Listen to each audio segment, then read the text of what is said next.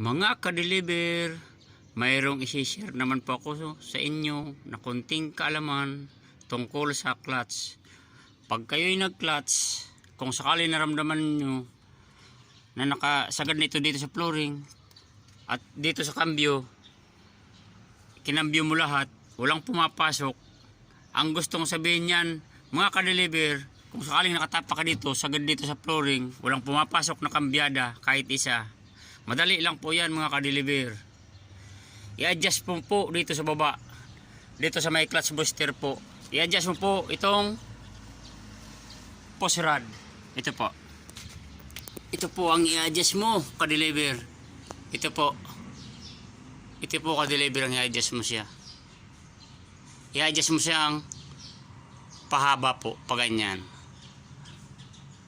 Pag hindi pumapasok ang lahat ng kambyada. Ganun lang po ka-deliver.